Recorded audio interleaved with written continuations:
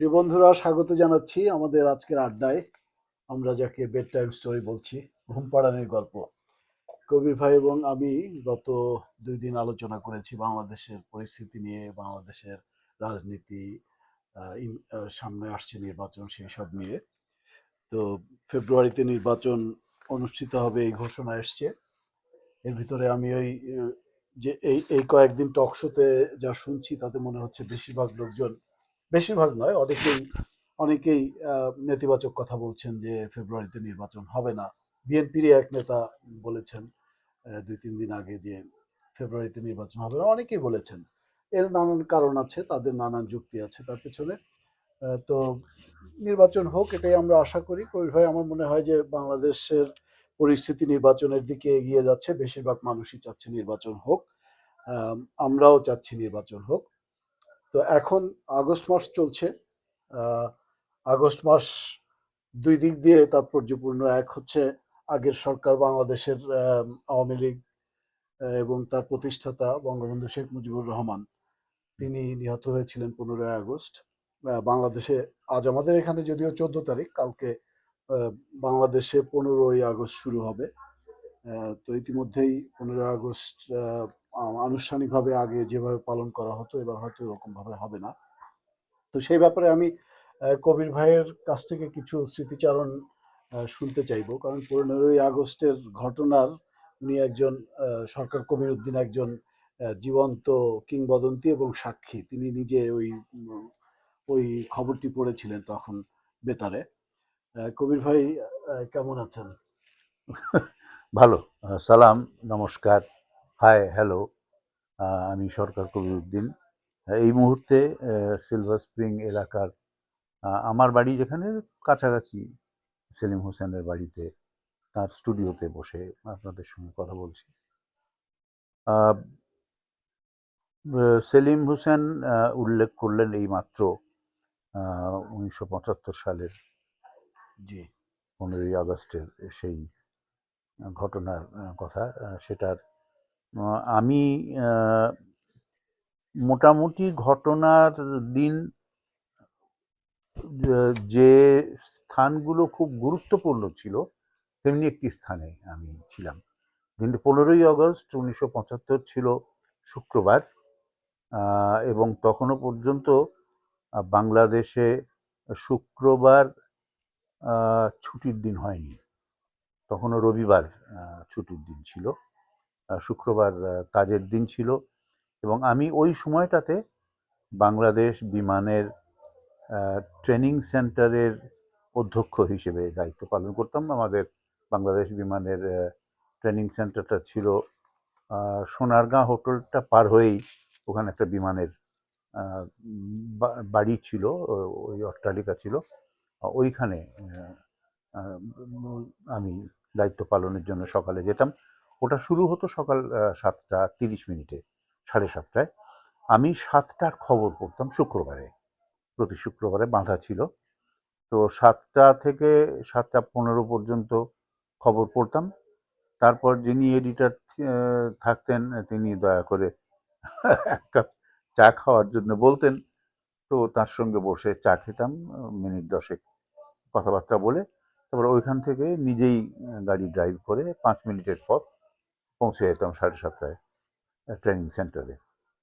তো সেদিনও ওই রকমভাবে আমরা তখন ছিলাম। আপনারা যারা নয়াপল্টনের জোনাকি সিনেমা হল দেখেছেন, তারা জানবেন যে মোটামুটি জোনাকি সিনেমা হলের অপোজিট সাইডে সাইফি গ্লাস হাউসের একটা বাড়ি ছিল, 5তলা বাড়ি। ওইটারই 3তলায় আমরা ভাড়া থাকতাম। মানে যেটি তো এখন বিএনপির জি, বিএনপির কেন্দ্রীয় হেড অফিস কার্যালয়। যেটা, জি, কেন্দ্রীয় আচ্ছা, আচ্ছা। কার্যালয়। তাহলে 15ই আগস্ট, 15ই আগস্টের ঘটনাটা তো আপনি খবর পড়েছিলেন। আপনি কি একটু স্মৃতিচারণ করবেন? কি জি, কি কি হয়েছিল বা আমি 15ই আগস্ট সকালে উঠে যখন শেভ করছি, তৈরি হচ্ছি যাওয়ার জন্যে, তখন আমার স্ত্রী আমাকে বললেন যে, কবির, একটু আগে গোলাগুলির শব্দ শোনা গিয়েছিল, কি ব্যাপার? তো আমি খুব একটা আমল দেইনি, এই জন্যে যে তখন কিন্তু যে কোনো কারণেই হোক, প্রায় প্রতি রাত্রেই গোলাগুলির শব্দ শোনা যেত। ছিনতাই, লুটতরাজ ইত্যাদি এরকম। একটু আহ, উম, আহ, আইন আইন শৃঙ্খলা শৃঙ্খলা পরিস্থিতি একটু পরিস্থিতি ঢিলেঢালা ছিল। ঢিলে ঢালা ছিল। তো আমি জবাবও দিলাম না। তো আমি মোটামুটি শেভ টেপ করে তৈরি হয়ে এক কাপ চা খেয়ে স্যুট টাই পরে, বিমানের নিয়ম ছিল স্যুট টাই পরে অফিস যাওয়া। তো আমি এসে নিচে গ্যারাজ থেকে যখন গাড়ি বার করছি, তখন দারোয়ান ওই আহ, টানা দরজা আহ, খুলে দিতে দিতে আহ, যখন গাড়ি বের করছি আমি গ্যারাজ থেকে, তখন পাশের বাড়ির একটা টিন শেডে এক ভদ্রলোক থাকতেন। আহ, তিনি ওই সারা রাত ওয়াজিফা করতেন। আচ্ছা। ওয়াজিফা করতেন এবং ভোরবেলা উঠে নামাজ পড়তেন। জি। তো উনি আমাকে বললেন যে, কবির ভাই, আহ, আজকে জানি কারফিউ ঢাকায়। তা বললাম, কারফিউ কেন? কারফিউ হওয়ার তো কোনো কারণ নাই, আমি তো জানি না, আমি শুনিনি। হুম। তো বলে, আমি রেডিওতে শুনলাম। আমরা দূর, রেডিওতে কেমনে শুনবেন আপনি? এটাতে তো এখন আমি তো খবর 7:30 পড়ি। বাজেই নেই। আহ, তো রেডিও তো শুরুই হয় 7টার সময়। 7টার সময়। 7টার সময় নিউজ হয় এবং আমি নিউজ পড়বো। তো আমি তো আমি এখানে। তো না না না, আপনি ভুল শুনবেন। বলে, না না, আমি ভুল শুনি নাই, শুনছি। আচ্ছা। তো আমি ভাবলাম যে সারা রাত অজিফা করছেন, তো তো সেই জন্য একটু মাথার গন্ডগোল হয়ে ঘুম টুম থাকতে পারে। হয়নি ঠিক মতো হয়তো, হ্যাঁ। ঠিক মতো হয়নি। আচ্ছা। আমি বললাম যে, না না, ঠিক আছে চাচা, আমি তো যাইতাছি, আমি তো গিয়ে দেখবো।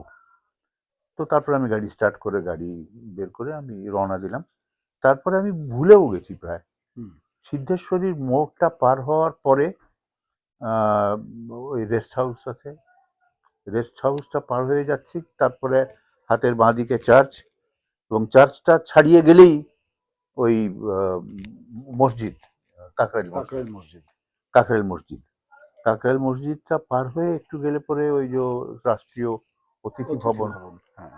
এবং ওখান দিয়ে পার হয়ে তারপরে বাঁ হাতে মোড় নেওয়ার একটু পরেই ইন্টারকন্টিনেন্টাল হোটেল, জি। এবং সামনে সাকুরা। তো ওই ওখানে ময়মনসিং রোড, তখন পর্যন্ত তো ময়মনসিং রোডই হুম ছিল। হুম হুম। তো ময়মনসিং রোডে আমি টার্ন নেব বাঁ হাতে, তখন হঠাৎ শুনলাম একটা শব্দ, হল্ট। তো আমি তো থতমত খেয়ে গাড়ি ব্রেক থামিয়ে কষেছি। দিলাম।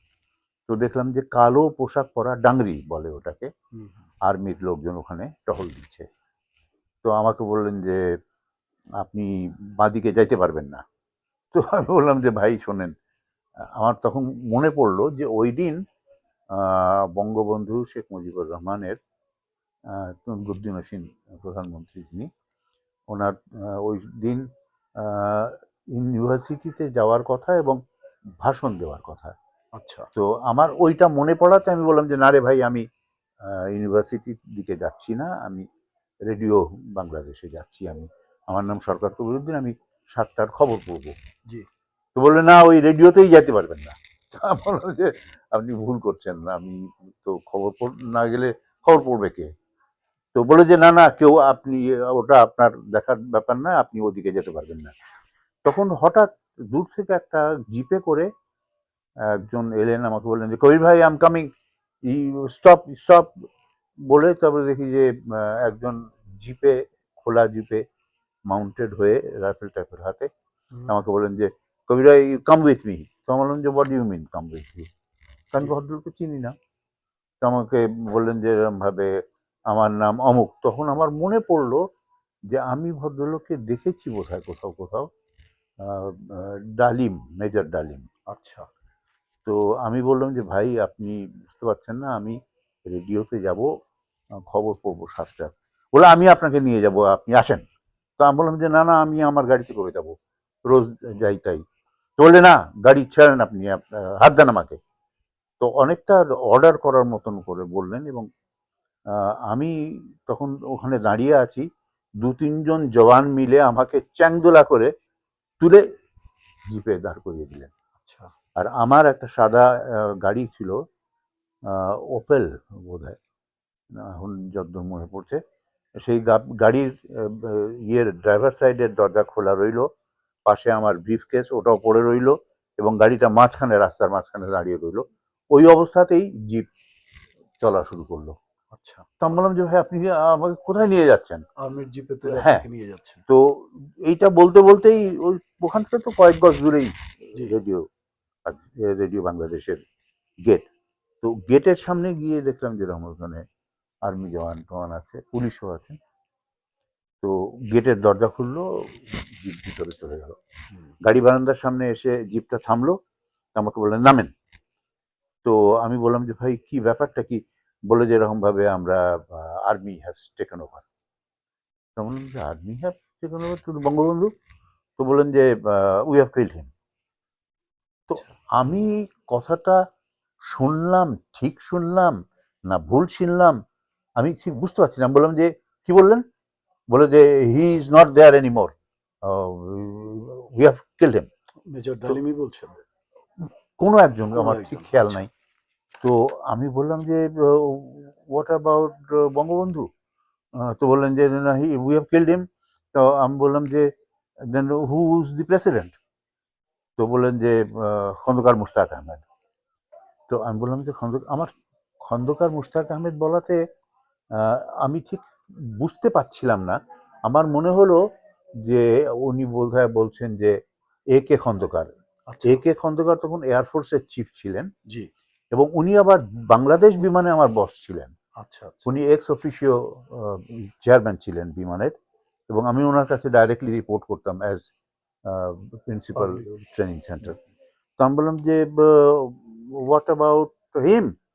তো বললো যে এরকম ভাবে no, Khandakar Mushtaq is the president. তো এই বলতে বলতে জিপ থেমে গেল ওই গাড়ি বারান্দার কাছে। তারপর আমাকে ওইভাবে চ্যাংদোলা করি কয়েকজন মিলে নামালো।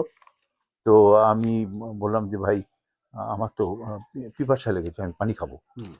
তো কেউ একজন জওয়ান মনে হলো আর্মি, একটা জগে করে পানি নিয়ে এসে দিল।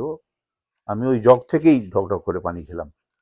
খেয়ে কিছুটা ধাতস্থ হলো, আমি বুঝতে পারছিলাম না যে এই মুহূর্তে ঠিক আমার কি করা দরকার, বা আমি কি করতে পারি, বা আমি কোনো একটা ঝামেলার মধ্যে পড়ে গেছি কিনা আমি কিছুই চিন্তা করতে পারছিলাম না। স্বাভাবিক মানে মানে। এরকম একটা ব্যাপার যে ঘটতে পারে, এরকম ব্যাপার এর মধ্যে আমি এসে পড়তে পারি, এগুলো বিশ্বাস করতে পারছিলাম না আমি। এবং আমি কি স্বপ্ন দেখছি না কি? তো ইতিমধ্যে আমাকে ধরে ভিতরে নিয়ে গেল জওয়ানরা। তো নিচের তলায় রেডিও বাংলাদেশের স্টুডিওর ঢুকেই প্রথম ডান হাতের যে স্টুডিওটা, ওটা হচ্ছে ভিআইপি স্টুডিও। জি। এখন কি আছে, এখন তো ওটার ব্যবহার হয় না, এক্সটার্নাল সার্ভিস বোধ হয়। আর বাঁ পাশের স্টুডিওতে অ্যানাউন্সার বসেন এবং ওখান থেকে অ্যানাউন্সমেন্ট হন। তো আমাকে বললেন যে মেজর ডালিমি সম্ভবত বললেন যে কবির ভাই take over the radio and make announcements. তো আমি বললাম যে হোয়াট অ্যানাউন্সমেন্টস? বললে that we have taken over and we have killed Sheikh Mujibur Rahman. তো আমি তখন একটু সাবধান হয়ে গেছি, কেন আমি বুঝতে পারছিলাম না যে কি করা উচিত আমার। হুম। তো আমি বললাম যে দেখুন ভাই, আমি তো সংবাদ পাঠ করি, আমাকে যা লিখে দেওয়া হয় আমি সেটাই পড়ে দিই। তো আমরা তো লিখি না, অনুবাদক থাকেন, অনুবাদকরা লিখে দেন। তো বলে না না, আপনি লেখেন যে আমরা শেখ মুজিবুর রহমানকে হত্যা করেছি এবং we have taken over and that's it, and Khandakar Mushtaq Ahmed is the president. তো জি। আমি বললাম যে ভাই আপনি একটু দয়া করে লিখে দেন, আপনি যা লিখে দেবেন আমি পড়ে দেবো, আমার পড়া দায়িত্ব। বললো না না না না, আমরা লিখতে পারবো না। তো আমি বললাম যে তাহলে আপনি এক কাজ করেন, আপনি দোতলায় যান, দোতলায় নিউজ রুম আছে, ওখানে ট্রান্সলেটররা বসেন, নিউজ এডিটর আছেন, ওদেরকে বলেন, ওনারা লিখে দেবেন, আমি পড়ে দেবো। আমি কোনো অবস্থাতেই মানে নিজে থেকে এক্সটেম্পোর কিছু বলতে চাচ্ছিলাম না। হুম। তো ওনারা বললেন যে না না না, উপরে দোতলায় কেউ নাই। তা বললাম যে নিশ্চয়ই আছেন, ওরা তো 2:30-3টের দিকে চলে আসেন ভোরবেলা। ওরা কি আপনাকে মানে আর্মস পয়েন্টে কথা বলার ছিল না, নাকি না? মানে আর্মস হাতে আমার মানে দিকে তাক করে না, তাক করে না মোটামুটি কিন্তু। সেরকমই আর কি। হ্যাঁ। হ্যাঁ। তো পরিস্থিতিটা সেরকমই মনে হচ্ছিল আমার কাছে। তো বললেন যে না না, ওদেরকে তো আমরা সবাইকে বাথরুমে বন্ধ করছি। তো আমি বললাম যে আপনি বার করেন ওদেরকে। তো বললেন কোন বাথরুম? তো আমি বললাম যে সেটা তো আমি জানি না। তো কে একজন জোয়ান এসে বললো যে নিচের বাথরুমে আছেন সবাই। তো বললাম যে ওদেরকে খুলে বার করেন, ওনারা লিখে দেবেন। হুম। তারপরে ওরা কেউ একজন গিয়ে ওই বাথরুমের তালা খুলে দিল। তো কয়েকজন হুড়মুড় করে হাউমাউ করে কাঁদতে কাঁদতে বেরিয়ে এলেন। তার মধ্যে একজন ছিলেন খুব ইয়াং ছেলে, আমাদের অনেক অনেক ছোট। ওর নাম খুরশিদ, আমার এখনো মনে আছে। He was one of the sub editors. আচ্ছা। ওই দিন সকালে। সে দৌড়ে এসে আমাকে জড়িয়ে ধরে হাউমাউ করে কাঁদতে আরম্ভ করে। সেও বুঝতে পারছিল না যে কি করবে। তো আমি বললাম যে দেখেন হর্ষিত, কান্নাকাটি করবেন না, কান্নাকাটি করার তো পরিস্থিতি না এটা। কিন্তু আমরা একটা পরিস্থিতির মধ্যে পড়ে গিয়েছি। এখন যেভাবে থাকতে হবে। পরিস্থিতি চলে সেভাবেই আমরা চলবো, এটা ছাড়া তো আর কিছু উপায় নাই। তো যাই হোক, তো কিছুক্ষণ পরে একটা কাগজ নিয়ে এসে মেজর ডালিমি আমাকে দিলেন এবং স্টুডিওতে নিয়ে গিয়ে বললেন যে এটা পড়েন। জি। তো আমি পড়লাম। তো এক জায়গায় লেখা ছিল যে শেখ মুজিবুর রহমানকে আমরা হত্যা করেছি। তো আমি বললাম যে ভাই, এটা তো একটু চেঞ্জ করতে হবে। বলে কেন? তো আমি বললাম যে আমরা হত্যা করেছি বললে আমরা হত্যা করেছি, মানে আমি সহ, তা তো ঘটনা না। আমি পড়বো যেটা, সেটা আপনি কি পড়তে চান? আমি বললাম যে আপনি ওখানে লিখে দেন যে আমরা মানে সেনাবাহিনী হত্যা করেছে এবং হত্যা করা হয়েছে। সেনাবাহিনী ইয়ে। তো আমি বললাম যে হ্যাঁ সেটা, এবং শেখ মুজিবুর রহমানকে হত্যা করা হয়েছে এভাবে না, আমি লিখে। বললাম যে আমি যেটা বলতে রাজি আছি সেটা হচ্ছে তাকে হত্যা করা হয়েছে, নিহত হয়েছেন, আচ্ছা। এবং এখন অমুক রাষ্ট্রপতি বা জি, জি। প্রেসিডেন্টের দায়িত্ব। ওইভাবেই উনি লিখে দিলেন এবং আমি ওইভাবেই পড়লাম। এবং তখনও বোধ হয়, খুব সম্ভবত তখনও 7টা বাজেনি, হুম। এবং ইতিমধ্যে তো অনেক টেলিফোন আসতে শুরু করলো, এবং ওটা কি লাইভ ছিল আপনি যখন? লাইভ ছিল, লাইভ আচ্ছা। ছিল, লাইভ ছিল, এবং তারপরে বোধহয় মানে 7টার আগেই লাইভটা চলে লাইভ গেল। চলে গেছে। আচ্ছা। এবং তারপরে খুব সম্ভবত তারপরে কেউ একজন এসে বললেন যে এরকম ভাবে 3 বাহিনীর প্রধান এসে গেছেন এবং তারা এখন ইয়ে করবেন, তারা যে নতুন সরকারকে আচ্ছা। স্বীকার করছেন, রেডিওতে এসছেন? রেডিওতে আচ্ছা, আচ্ছা। নিয়ে আসা হয়েছে জি, তাদেরকে, জি। এবং তাদের বিবৃতি রেকর্ড করে হুম। ইয়ে করতে হবে। তখন যে চিফ ইঞ্জিনিয়ার ছিলেন এক ভদ্রলোক, খুব সম্ভব তিনি সনাতন ধর্মাবলম্বী ছিলেন। হুম। আমি তার নাম মনে মনে করতে করতে পারি না এই পারছেন না। মুহূর্তে। ওই আচ্ছা। মুহূর্তেও, ওই সময়ও আমি তার নাম জানতাম না। কেননা ইঞ্জিনিয়ারদের সঙ্গে তো আমাদের কোনো সম্পর্ক ছিল না, নিউজ রুমে যারা কাজ করতেন। তো তিনি, সেই ভদ্রলোক আর কি, রেকর্ড করছিলেন এবং তিনি কাঁপছিলেন রীতিমতো। তো আমি বললাম যে দেখুন ভাই, আপনি কাঁপছেন কেন? আপনি আমি বুঝতে পারছি আপনার কাঁপার কারণ, হুম। কিন্তু আমরা তো একটা পরিস্থিতির মধ্যে পড়ে গেছি। যেটুকু বলবে সেটুকু করব, তার কমও করব না, বেশিও বেশিও করব করব না, না। এবং বাধ্য হয়ে করব। এটা ছাড়া আমাদের কিছু করার নাই। জি। তো যাই হোক, এই লম্বা একে একে রেকর্ডিং করা হচ্ছিল। তো এয়ারফোর্সের চিফ যিনি ছিলেন, এয়ার ভাইস মার্শাল একে এ কে খন্দকার। খন্দকার, জি। তো উনি তো আমার বস ছিলেন। আমি যখন পাকিস্তান থেকে পালিয়ে বাংলাদেশে এসে মানে জয়েন করেছিলাম, তখন উনি আমাকে বলেছিলেন যে আমাদের তো ট্রেনিং সেন্টার নাই, হুম। আপনি তো করাচিতে ট্রেনিং সেন্টার ইনস্ট্রাক্টর ছিলেন, তো আপনি এখন ট্রেনিং সেন্টার একটা গড়ে তুলুন। তো সেই থেকেই আমি একটা ট্রেনিং সেন্টার গড়েছিলাম ওই ইয়েতে, তেজগাঁ, পুরাতন জি। বিমানবন্দর। তো বিমানের একটা বিল্ডিং ছিল ওখানে। তো আমি ডাইরেক্টলি ওনার কাছে রিপোর্ট করতাম। জি। তো উনি বললেন যে এরকমভাবে, কবির সাহেব, আমার তো চশমা তাড়াতাড়িতে নিয়ে আসতে পারিনি, তো আমার তো চশমা ছাড়া আমি পড়তে পারবো না, হুম। যেটা লিখে দিয়েছে। তো আমি বললাম যে আচ্ছা ঠিক আছে, আমি দেখি যে আপনার চশমা জোগাড় করা যায় কিনা। হুম। তো একটু স্টুডিও থেকে বেরিয়ে গাড়ি বারান্দার দিকে এসেছি। তো তখনই দেখি যে গেটের কাছে একটা বচসা হচ্ছে, কয়েকজন আনসার এবং আর্মি জওয়ান এবং টুপি পরা এক ভদ্রলোক হুম। ওখানে দাঁড়িয়ে আছেন, এবং তিনি কিছু বলছেন, ওরা কিছু শুনছেন না, বলে আপনি বেরোন, এই সেই ইত্যাদি। তো তোমার হঠাৎ খেয়াল হলো যে উনি ওই সকালবেলা যে কোরআন তেলাওয়াত করতেন, ওই মৌলানা সাহেব, আচ্ছা, আচ্ছা, আচ্ছা। উনি ওই ইয়েতে, যে উম, ধানমন্ডির যে হুম। চিফ প্রধান মসজিদে, ওই মসজিদের মৌলানা হক সাহেব। মসজিদের। হ্যাঁ, আমি চিনতাম, জি।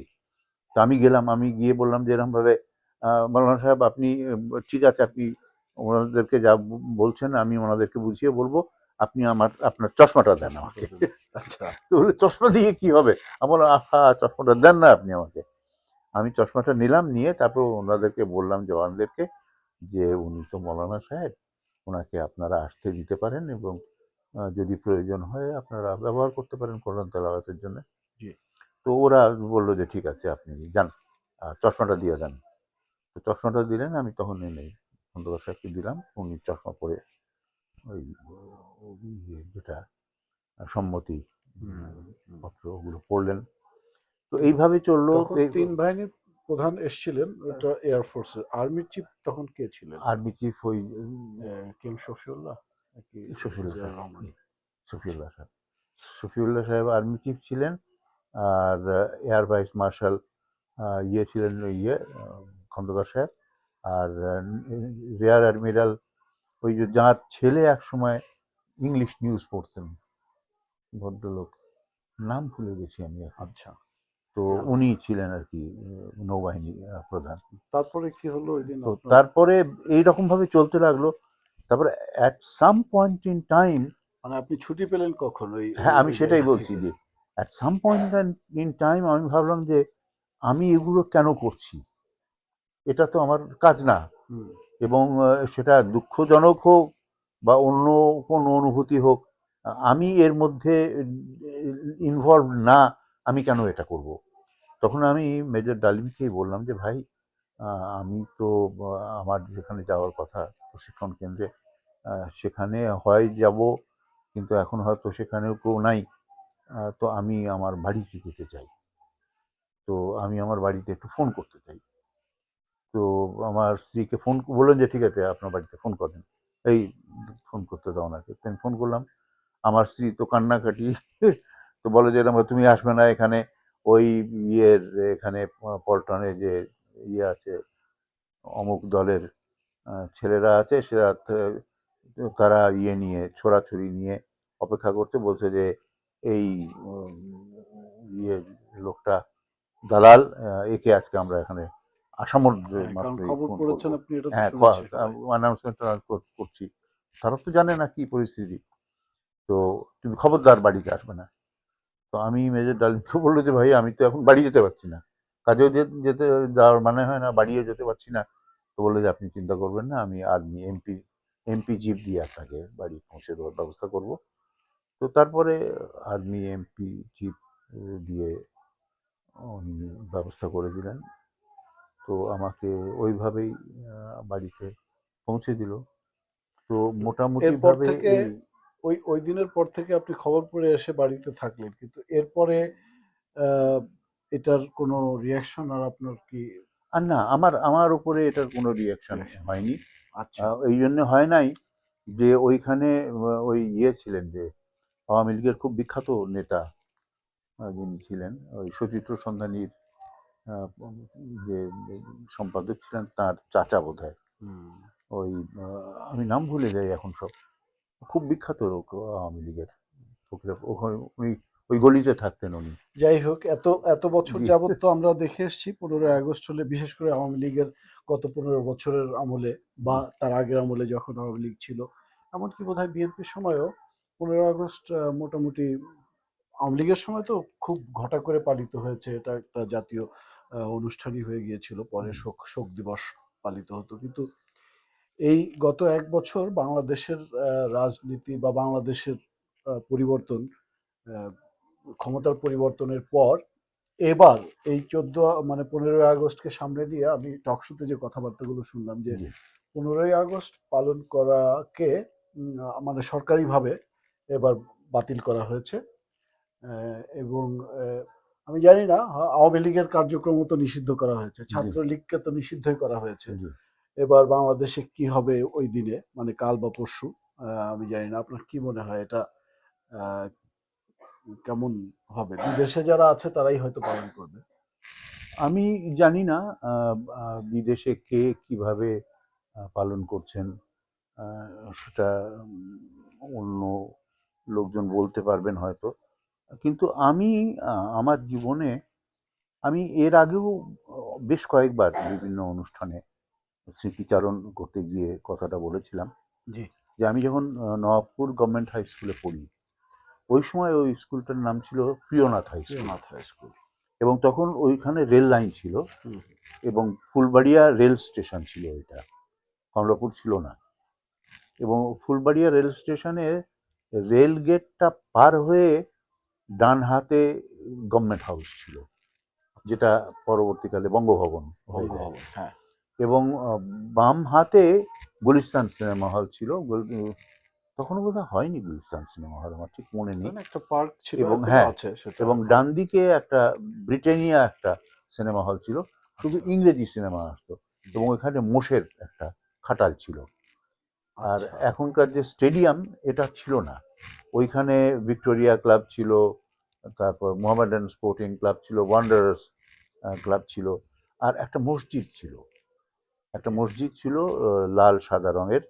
ওই মসজিদের সামনের যে বিরাট মাঠটা, একদম বঙ্গভবনের গেট পর্যন্তই প্রায় সবুজ চত্বর, এইটা মঞ্চ খাড়া করে বিভিন্ন পলিটিক্যাল পার্টি মিটিং করতেন, পলিটিক্যাল মিটিং হতো। হুম। তো আমার মনে আছে আমি তখন খুব সম্ভব মানে ক্লাস, ওইটাই বোধহয় পল্টন ময়দান এখন জি আছে। জি জি, আমি তখন ক্লাস 5-এ পড়তাম। এবং আমার যদ্দূর মনে পড়ে, আমার ক্লাসমেটদের মধ্যে ছিল কবি বেগম সুফিয়া কামালের জ্যেষ্ঠ পুত্র শাহেদ কামাল। শাহেদ কামাল। ও এখন ইউনিভার্সিটিতে পড়ায়। হুম। আর ডক্টর হিস্ট্রি ডিপার্টমেন্টের যে প্রধান ছিলেন, উনি আমাদের ক্লাস ফ্রেন্ড ছিলেন। পরবর্তীকালে ঢাকার টাউন প্ল্যানার হয়েছিলেন। আচ্ছা আচ্ছা। আপনি চিনবেন ওনাকে, আহ, আমি ভুলে যাই এখন না মনে পড়। ওর বোন আবার জাহাঙ্গীরনগর ইউনিভার্সিটির ভাইস চ্যান্সেলর ছিলেন। উনি ছিলেন জিওগ্রাফি ডিপার্টমেন্টের হেড। জি। উনি ছিলেন এরকম কয়েকজন বিখ্যাত আমার মনে লোকজন। হয় ব্যারিস্টার মইনুল হোসেনও আপনার ক্লাসমেট। ব্যারিস্টার মইনুল হোসেন আমার থেকে এক বছরের সিনিয়র ছিলেন। তাহলে মঞ্জু আর সাহেব ছিলেন, মঞ্জু আনোয়ার সাহেব সাহেব। 1 বছরের জুনিয়র ছিলেন। আচ্ছা আমরা আচ্ছা। ও, মাঝামাঝি আপনি একদিন জায়গায় ছিলাম। বলছেন কেরামতুল্লাহ ভাই ছিলেন আপনার। কেরামত মওলা, কেরামত মাওলা। হ্যাঁ কেরামত মওলা ছিলেন, আমাদের সহপাঠী ছিলেন। জি। তো ওইখান দিয়ে 54-এ খুব সম্ভব একদিন ওইখান দিয়ে যাচ্ছি, তো দেখি যে মিটিং হচ্ছে। হুম। মিটিং হচ্ছে তো একজন দাঁড়িয়ে বক্তৃতা দিচ্ছেন, পাঞ্জাবি পায়জামা পরা। আমি তো চিনি না, খুব জ্বালাময়ী বক্তৃতা দিচ্ছেন।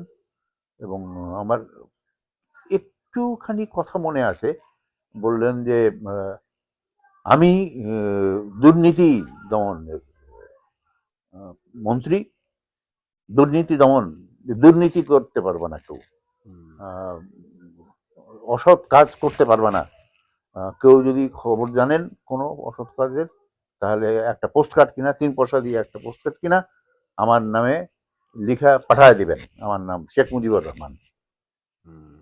তো আমি দেখলাম, আমার ভালো লাগলো, আমার মনটা ভালো লাগলো যে একটা ভালো কথা বলছেন। এবং ওই দিন থেকে নিয়ে অদ্যাবধি আমি ওই ব্যক্তিকে নেতা মেনেছি, এখনো মানি। আমি রাজনীতি করি না, কোনো দলীয় রাজনীতি নিশ্চয়ই করি না, কোনো লীগ করি না, কোনো ইউনিয়ন করি না।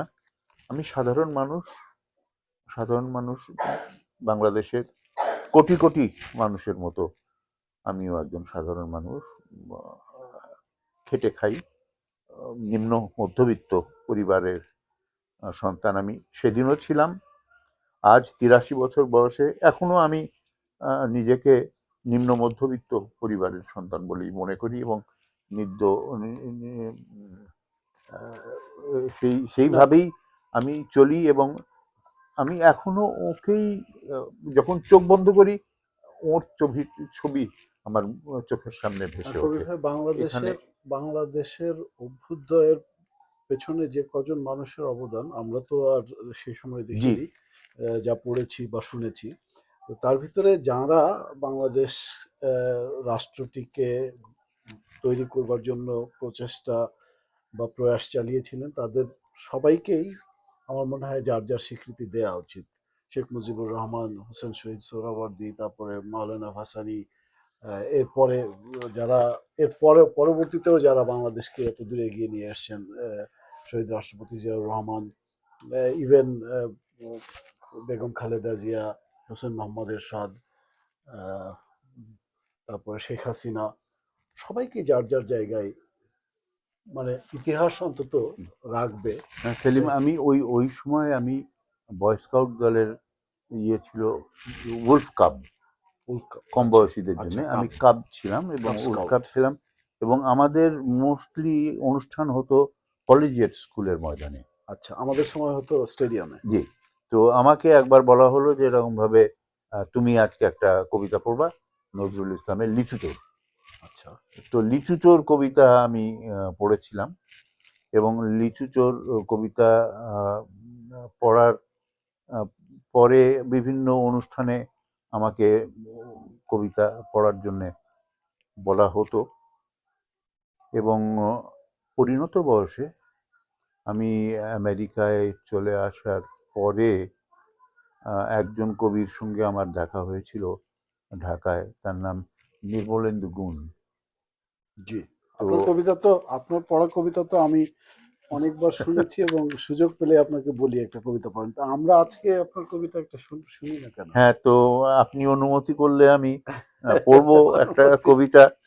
নির্মলেন্দু গুণের একটি কবিতা আমার ভীষণ ভালো লাগে। আমি আবার বলছি, দর্শক শ্রোতারা আমাকে ভুল বুঝবেন না, আমি রাজনীতি করি না, আমিও রাজনীতি করি না। আমি সাধারণ মানুষ, একেবারেই সাধারণ মানুষ, সাধারণভাবে চিন্তা করি। কিন্তু আমি মনে করি, যেমন doctor Martin Luther King junior যেমন বলেন, আমেরিকা ভূখণ্ডের উপর দাঁড়িয়ে যখন বলেন যে this is my land, this is my land, promised land, প্রতিশ্রুত ভূমি।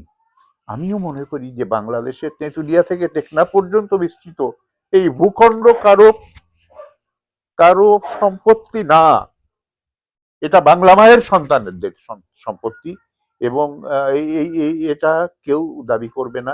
এখানে কেউ কোন রকম অনৈতিক কাজ করলে আমি এবং আমার মতো বাংলা মায়ের সন্তান যারা, তারা রুখে দাঁড়াবো। তো এই কথা বলার পরে আমি এটা বলবো যে নির্মলেন্দু গুণের সঙ্গে আমার ঢাকায় দেখা হয়েছিল, আর তার সঙ্গে কথা হয়েছিল, তার কিছু কবিতা আমি পড়েছি। তার একটি কবিতা আমি আজকে পড়তে চাই, আপনি যদি অনুমতি করেন। নির্মলেন্দু গুণের কবিতা পড়ছি আমি, এবং আবার বলি যে রাজনীতির সঙ্গে আমার কোনো সম্পর্ক নেই। আমি তো মাঝে মধ্যে আপনার কবিতা শুনি, এখন আমার বন্ধুরাও শুনবে। জি, আমি এর সঙ্গে কোনো রাজনীতির সম্পর্ক নেই। আমি আজ কারো রক্ত চাইতে আসিনি, সমবেত সকলের মতো আমিও গোলাপ ফুল খুব ভালোবাসি। রেস কোর্স পার হয়ে যেতে যেতে সেই সব গোলাপের একটি গোলাপ গতকাল আমাকে বলেছে, আমি যেন কবিতায় শেখ মুজিবের কথা বলি, আমি তার কথা বলতে এসেছি। শহীদ মিনার থেকে খসে পড়া একটি রক্তাক্ত ইট গতকাল আমাকে বলেছে, আমি যেন কবিতায় শেখ মুজিবের কথা বলি, আমি তার কথা বলতে এসেছি। সমবেত সকলের মতো আমিও পলাশ ফুল খুব ভালোবাসি। সমকাল পার হয়ে যেতে সদ্য ফোটা একটি পলাশ গতকাল কানে কানে আমাকে বলেছে, আমি যেন কবিতায় শেখ মুজিবের কথা বলি, আমি তার কথা বলতে এসেছি। শাহবাগ এভিনিউয়ের ঘূর্ণায়িত জলের ঝর্ণাটি আর্তস্বরে আমাকে বলেছে, আমি যেন কবিতায় শেখ মুজিবের কথা বলি, আমি তার কথা বলতে এসেছি। সমবেত সকলের মতো আমারও স্বপ্নের প্রতি পক্ষপাত আছে, ভালোবাসা আছে। শেষ রাতে দেখা একটি সাহসী স্বপ্ন গতকাল আমাকে বলেছে, আমি যেন কবিতায় শেখ মুজিবের কথা বলি, আমি তার কথা বলতে এসেছি। এই বসন্তের পটমূলে সমবেত ব্যথিত মানুষগুলো সাক্ষী থাকুক, না ফোটা কৃষ্ণচূড়ার শুষ্ক ভগ্ন অপ্রস্তুত প্রাণের ওই গোপন মঞ্জুরিগুলো কান পেতে শুনুক। আসন্ন সন্ধ্যার এই কালো কোকিলটি জেনে যাক, আমার পায়ের তলার পুণ্য মাটি ছুঁয়ে আমি আজ সেই গোলাপের কথা রাখলাম, আমি আজ সেই পলাশের কথা রাখলাম, আমি আজ সেই স্বপ্নের কথা রাখলাম, আমি আজ কারো রক্ত চাইতে আসিনি, আমি আমার ভালোবাসার কথা বলতে এসেছিলাম। বাহ, কি অপূর্ব, ধন্যবাদ। কি অপূর্ব, সুন্দর কবিতা, এবং এর সঙ্গে অপূর্ব রাজনীতির সুন্দর কোনো কবিতা। সম্পর্ক নেই। না না, আমার তো নাই নিশ্চয়ই না। রাজনীতির সঙ্গে কোনো সম্পর্ক। আমেরিকাতেও আমি হ্যাঁ, আছি, 40 বছরের বেশি হয়ে গেছে। এখানকার রাজনীতির সঙ্গেও আমার কোনো সংশ্লিষ্টতা নেই। ভোট দেই, হ্যাঁ ভোট দেই। আহ, বাংলাদেশে থাকতে কোনো নির্বাচনে ভোট দিয়েছি বলে আমার মনে পড়ে আমি না। দিয়েছি, আমি দিয়েছি আমি বেশ দিইনি, কয়েকবার। কারণ তার ভোটাভুটি না, আমি বাংলাদেশে কোনো আমেরিকাতে তো ভোট- প্রতি বছর, আমেরিকায় প্রতিবারই হ্যাঁ দেই, এখনো দেই এই আমেরিকাতে, সিটিজেন হওয়ার পর কিন্তু থেকে। হ্যাঁ এটা নিজস্ব ব্যাপার তো একেবারেই। আমরা অনেকক্ষণ আড্ডা দিলাম এবং কবির ভাইয়ের কাছ থেকে ঐতিহাসিক অত্যন্ত গুরুত্বপূর্ণ কিছু স্মৃতিচারণ শুনলাম, আম, কবিতা শুনলাম। সবচেয়ে বড় পাওয়া হচ্ছে চমৎকার একটি কবিতা শুনলাম। এবং আমার আম, অনুরোধ থাকবে, এর পরে একদিন আপনার কাছ থেকে কিংবদন্তির কথা বলছি কবিতাটি শুনবো। ও অবশ্যই, ওটা তো এর ওটা পরের দিন যদি ওটা থাকলো। সবুজ ভাইয়ের কবিতা। হ্যাঁ, আহ, সবুজ ভাই আমার খুব প্রিয় একজন কবি, প্রিয় মানুষ। উনি যখন রাষ্ট্রদূত ছিলেন তখন আমি ঘনিষ্ঠ হওয়ার সুযোগ জি পেয়েছিলাম। জি। এবং উনি খুব ইন্টারেস্টিং, রাষ্ট্রদূত ছিলেন আগে, মন্ত্রী হয়েছিলেন পরে, আবার এসকাপেও একটা পদে ছিলেন, গুরুত্বপূর্ণ পদে, এবং ইউনিভার্সিটিতেও পড়িয়েছেন। তো আমি খুব ঘনিষ্ঠ ভাবে ওকে দেখার, ওর সঙ্গে মেলামেশা করবার তো আজকের মতো আমরা তাহলে আড্ডা শেষ করি কবির ভাই। নিশ্চয়ই। আমরা আপনি আমাকে ইয়ে করে